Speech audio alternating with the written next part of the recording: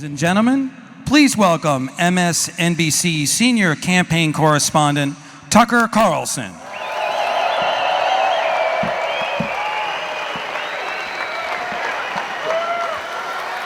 How you doing? Thanks a lot for having me. I appreciate it. Welcome to all you streaming in from the rainy day outside. I have never done anything like this before.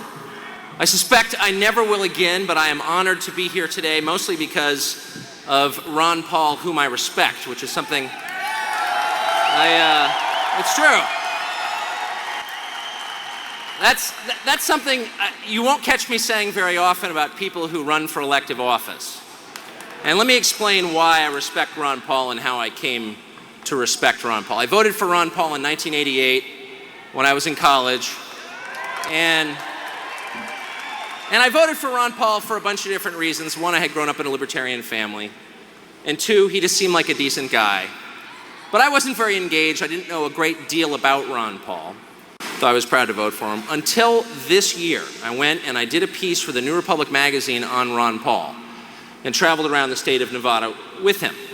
And I've spent my entire adult life in the company of politicians, and three things immediately jumped out at me about Ron Paul, and these three things are the reason I'm here today.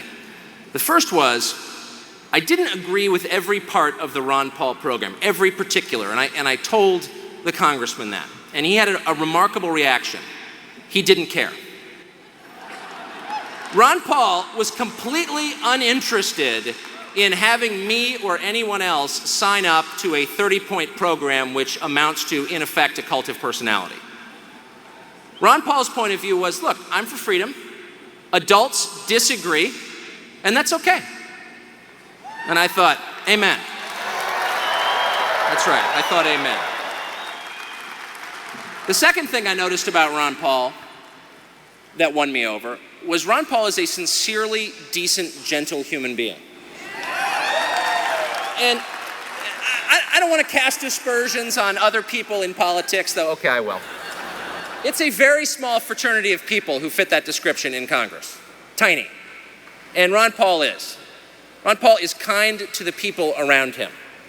It's a small point maybe, but it's a big point for me. And I loved it. And the third and most important reason that I really came to admire Ron Paul, and the main reason I'm here, is Ron Paul may be unique among the hundreds of people I've interviewed in politics in that Ron Paul sincerely has zero interest in controlling other people. Zero. Now, let me be totally clear. There is no one in American life who admits to wanting to control other people. There is no one. If you run Ron Paul's slogans by your average voter, Democrat, Republican, Independent, that person will invariably say, oh, I agree with that. I think people ought to pretty much be allowed to do what they want to do, by which the average person means I ought to be allowed to do pretty much what I want to do. But the idea that other people ought to be allowed to make mistakes, annoy me, and do things I know are wrong, no. Most people don't want to extend that freedom to others. Most people want to prevent other people from doing things they don't like. And Ron Paul, almost unique, maybe unique among all politicians I've ever been around, refuses to do that. I remember talking to Ron Paul. About medical marijuana. And he was giving a kind of impassioned, that's right, they're the hemp people up there. He was giving me the impassioned case for why medical marijuana ought to be legal. And I said, well, do you smoke a lot of pot? And he said, no, I don't think I've ever seen it. And I thought, here is a guy who purely on principle is willing to not only articulate, but take political hits on behalf of people he has nothing in common with, purely so they could have the freedom to do something he doesn't do.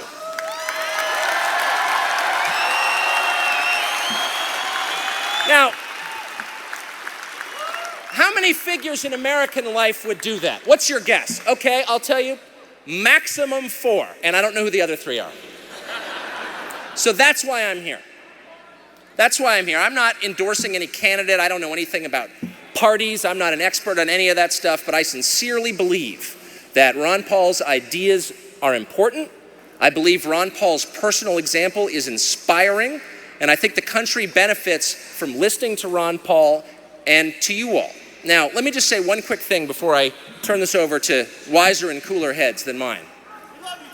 Well, I love you too, and I mean that in a non-erotic way, but a powerful way.